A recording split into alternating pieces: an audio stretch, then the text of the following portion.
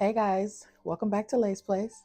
I'm Lay, and if you're here today, then you know that we are doing a video on growing Anthuriums in Ambient.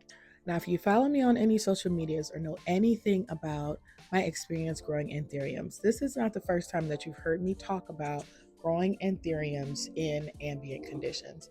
Now, we'll talk a little bit more about what ambient actually means and how that might look different in your growing conditions than it does for mine. But there are lots of reasons to grow Anthuriums in ambient. So today, what I hope to do, talk to you guys a little bit about why I started growing Anthuriums in ambient conditions, some of the ways that I adapt my Anthuriums from being in higher humidity conditions to ambient, and also some tips that I hope will be helpful for you, and some resources that I have used to help me with my journey of growing Anthuriums in ambient conditions. Now, before we hop into today's video, first I want to say thank you guys so much for being here. If you're new, welcome. Come on in, get comfortable, stay a while. I think you're going to like it here. If you're a returner, what's up? Thank you for being here. Whether my content ends up being for you or not, I'd love to hear what you think. Feel free to leave me a comment below. A like goes a long way, a subscribe, or even share with someone you know who is really into plants or might could use some support with their plant care already. As always, any support that you guys can offer goes a really long way for my channel, and it also keeps me pretty motivated to be consistent with uploading to begin with. So thank you so much for being here. Let's get into the video. Okay, so first and foremost, let's talk about what it means to grow plants in ambient conditions. What does that even mean? What I think is very important to note is that ambient can mean something different in your growing conditions than it does in mine. Let me explain what I mean. So, for me, higher humidity is going to look at about 65% and up. What I consider low humidity is going to be that 35% and down. To be completely honest, I think the lowest I've ever seen the humidity in any of my spaces where I'm growing plants has been about 29%. Um, and so, again, that's going to look different depending on your area, where you live, your heat, windows, do you have a humidifier? Those different aspects of your space. But for me, that would be considered pretty low. Ambient is going to be somewhere in between the lowest, between my low and my high. So for me, ambient conditions historically have looked like about 60% to about that 35%. Like most Anthurium growers, I typically start off with a plant, and I put it in the cabinet so that it can enjoy some of that higher humidity. And so that really, one, helps them to I think, get acclimated to my space, right? Most plants are coming from greenhouse conditions, or for sellers that, right, maybe run smaller businesses, either a greenhouse or like a tent environment, right? Where the temperature, the humidity, the lighting, it's very curated in a way that optimizes the growth of the plant. So I am typically trying to replicate that as much as possible in my own environment when I buy a plant. I try to collect Anthuriums that are important to me. So they're either wish list or they have these traits that are like, so they're of high value to me, regardless of how much I paid for them. So yes, I want them to have an easier time acclimating. So I typically will stick them in one of my cabinets or a prop box, depending on the state of the plant, so that the plant can acclimate a bit easier. Okay. In those cabinets, the prop boxes, right, we're looking at about 65% to 90%. So I'm typically putting it in there. I'm watching how much water it needs, if I need to change the substrate, if there's any other issues. And this is assuming, right, I've already treated or quarantined in some way. But yes, so it's in these spaces. I'm kind of watching the way that it drinks up water, what it needs. When do the leaves start to get crusty or yellow? Do they like the substrate it's in? Do I need to change it? So those are the things that I'm kind of monitoring while it's in the more preferred environment. So if you're not doing good here, you're probably not gonna be a good candidate for ambient, or at least not for a long time. So I'm watching that. Most of the time, anthuriums do very well in my cabinets. Um, they typically don't skip a beat. I typically do not repot right away.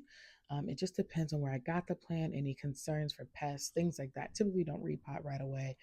As most of the sellers that I buy anthuriums from are smaller um, business owners who take a lot of pride in how they care for plants, and they normally come in very ideal, like substrates or potting setups. And so I'm really just transitioning it into a very similar situation. Once it's been in there for a while, what I typically do is wait for a few leaves, and so sometimes I am waiting for it to have enough leaves to be able to handle a transition out of more ideal um, environment to ambient. Or sometimes, hold on. Oh, here's one. Sometimes I'm waiting for it to literally have to get kicked out of the cabinet because there is no room for the plant, which gets me into my next thing, how I decide when it is time or why I should be moving a plant into ambient. So let's put this here. This plant was never in the cabinet. I got it from Baker's Acres in Columbus, Ohio. And if you guys have, outside of Columbus, if you guys have been watching my channel, then you've seen this Forgetti Eye hybrid a few times. So this was a plant that I just kind of stuck out there, and I didn't end up putting it in the cabinet. But it is still a really good example of how what I might be looking for to kick something out of the cabinet. Do you see some of the damage on this leaf? Hold on, let me see.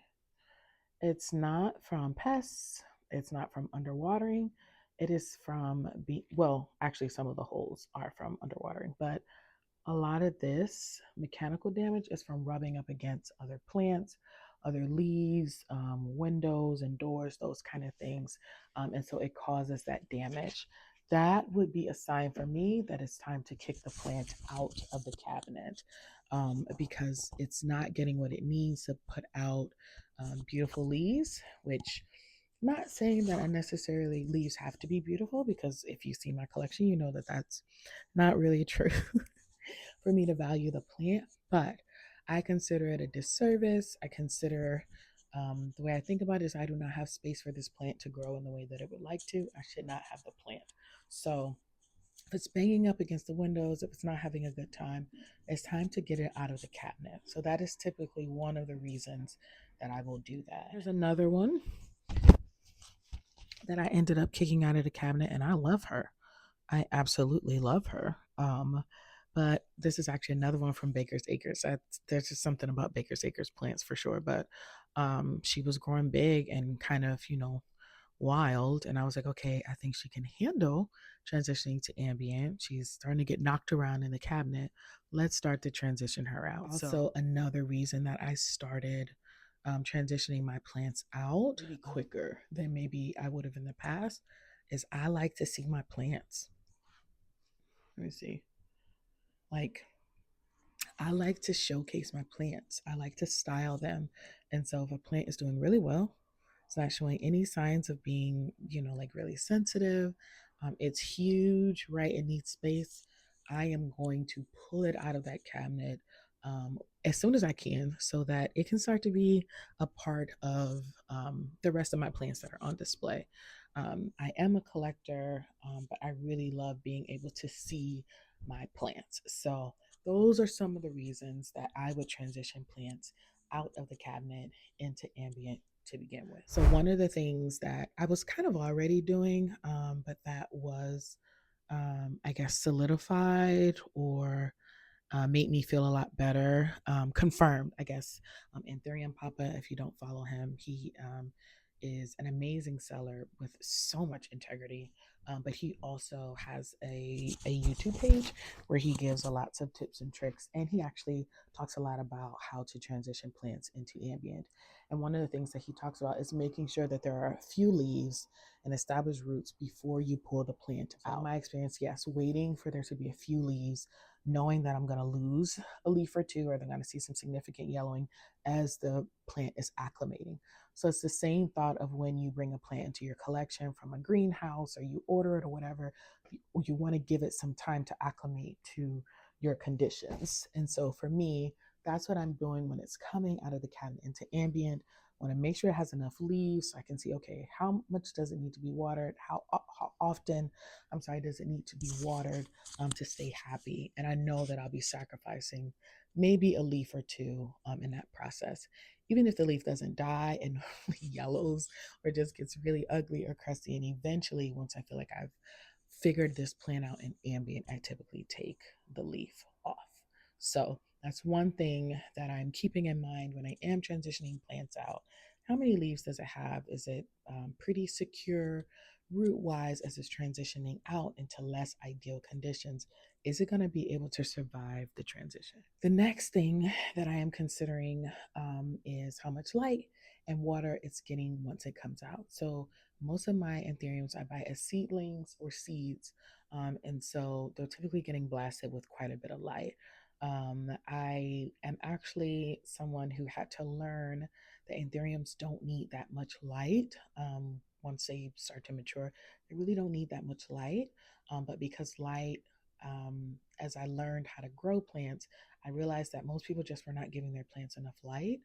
And since I've never had enough light kind of naturally for my collection, I've always supplemented with grow light. When they come out of the cabinet, which is more concentrated light, it bounces off the windows and different reflections. Sometimes when they're coming out here, this is a perfect example. I don't know if I'll be able to show you guys, but over here, that one light, it lights that whole section. And I do have Anthuriums over there. So they're at the bottom and they're not getting that much light. So I know that once they come out, they're transitioning, they're experiencing less humidity. They are probably getting watered a little bit more, right? Because they're going to dry out quicker. But they're also probably getting less light. So that is a very complex thing, I think, to consider and to pay attention to. Because, right, we consider, okay, less humidity. So you'll probably dry out a little quicker, but you're probably getting less light. So maybe you're not drying out as quick as we think you are. So that's something that I monitor. And for me, when they first come out, I keep them in the clear pots. It makes it really easy for me to be able to know.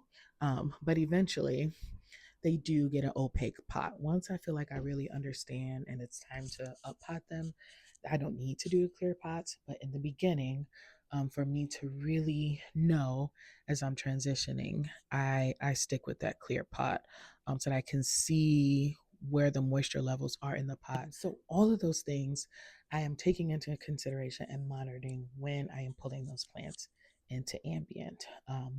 Which can be a little complex, but it is not impossible. So, talked a little bit about why I transition those things out, the things that I look out for, when to do that, and just things to consider. I'd also like to just share another tip that I think is really helpful. Is I do a lot of watering in place. So I told you guys I was a bottom waterer. So I do like, especially for my Anthuriums, to either have a tray or a cache pot that I can water directly into and then sit the plant inside. Oh my God, look at those roots. And sit the plant inside so that the plant can get what it needs. Now, I'm not doing a whole lot of water. And if you need tips on watering in place, is it Botanical Bee? I'll have to tag her. She did a really good video on Instagram a few weeks ago about watering in place. And I like to water within the cache pot. And then I let the plant soak up what it needs. I typically don't need to go around and dump, but if it's your first time starting it, you're not really sure how much water your plant needs, that's something to consider. But I am either taking them out and putting them in one big tray that I use to bottom water, or I'm pouring in the cache pot or the saucer to water that way. that really helps with me transitioning my plants out, so that because the roots are growing towards that moisture, even when the water is gone, there's still a little bit of moisture left, and the roots grow towards that. That has been really helpful for me. And then I also use myco, which I don't think I have any right now, but there used to be a time, sometimes you can see in my pots where there's just like the dust from the myco just sitting there. But I use myco a lot. It's a beneficial fungi that really helps to support root growth.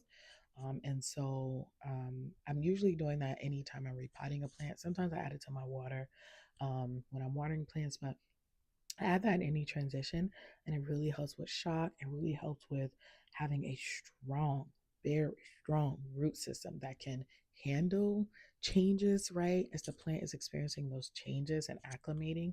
I think that that has been a big game changer for my collection also, especially with my Anthuriums. So a lot of my babies have some really strong root systems, even in times where I've underwatered significantly or overwatered. The bounce back has been insane. And then I would say fertilizing. I find fertilizing to be also extremely helpful for transitioning plants. Also, they're getting everything that they need, and Anthuriums can be very heavy feeders. And so I fertilize at every single watering, unless I'm just being lazy. And to be honest, it actually is harder for me not to add watering because add fertilizer because of how I water than it is to actually do it. So for me, fertilizing is very simple, very easy. I have like what is it, a 5 gallon bucket or something. I just add my fertilizer, add the water. I usually use silica, but I've been out for about a month or so. And I use that, and I noticed that well fed Anthuriums transition very well also. So yeah, that is what I have. I think that it is very doable to transition Anthuriums from higher humidity to ambient. You just have to understand what it needs. And I think that when it's in the cabinet, is a really good time to just understand that plant. Okay, even in 80% humidity, this thing dries out every 7 days. So if I pull that out and put it in ambient, okay, maybe it's going to dry out every 5 days or so. But there's less light, so you're really monitoring those first few weeks that you even have the plan out. But it is a bit of guess and check. And I think that that is one of the beautiful things about growing plants, and that does not stop when it comes to Anthurium. So give it a try. If you have questions, please leave them. If I can address them in another video, I will. But I highly recommend Anthurium Papa's video on growing Anthuriums in ambient.